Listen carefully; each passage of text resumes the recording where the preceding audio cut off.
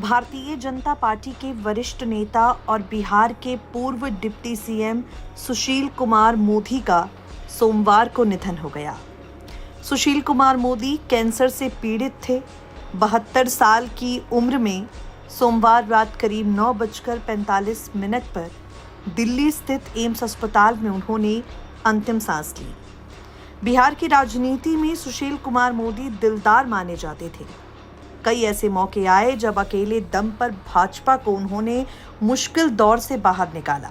व्यक्तिगत तौर पर जिंदगी में वो काफी ज्यादा बगावती स्वभाव के रहे हैं।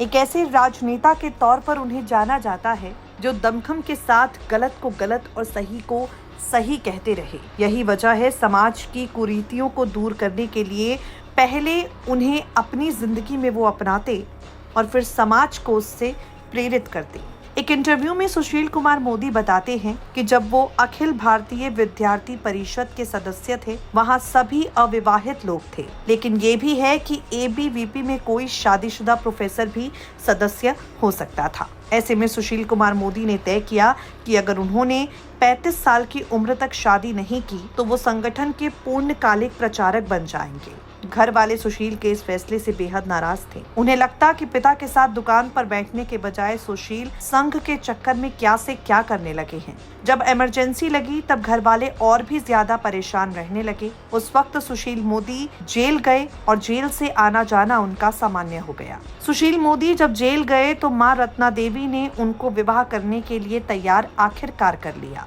सुशील बताते हैं कि विद्यार्थी परिषद में काम करने की वजह से जाति धर्म उनके लिए मायने नहीं रखता था। घर वालों के मन में ये था कि वो किसी से भी शादी कर लो। संयोग ही था कि ट्रेन से यात्रा करने के दौरान मुंबई के स्कूल की टीचर जेसी जॉर्ज से सुशील मोदी की मुलाकात हुई। उस वक्त सुशील एबीवीपी का कार्य निपटाने के बाद ट्रेन से लौट रहे थे और उसी ट्रेन के कोच के अपर बर्थ पर बैठी जेसी जॉर्ज कश्मीर जा रही थी। वो किसी बर्ड वॉचिंग के लिए कश्मीर जा रही थी। 36 घंटे की इस यात्रा में दोनों के बीच जो परिचय हुआ वो आगे बढ़ता गया।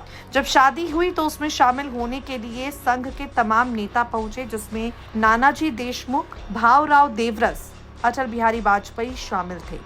संघ की शाखा के बगल के मैदान में शादी समारोह संपन्न हुआ। उस दौर में अटल बिहारी वाजपेयी से सुशील मोदी का खास परिचय नहीं था।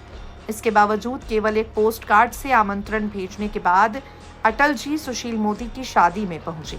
आपको बता दें, आर्य समाज के तरीके से ये शादी हुई, जिसमें अटल बिहारी वाजपेयी ने कहा था, सुशील जी अब आपने शादी कर ली है, इसलिए विद्यार्थी नहीं रहे, अब आप भारतीय जनता पार्टी में आइए और यही काम कीजिए।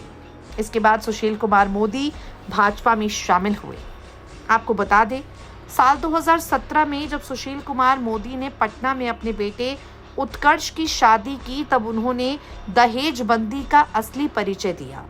पटना में ये शादी हुई जिसमें मेहमानों के लिए खान पान का कोई इंतजाम नहीं था। यहाँ बारातियों को केवल पीने के लिए पानी और 2 लड्डू दिए गए।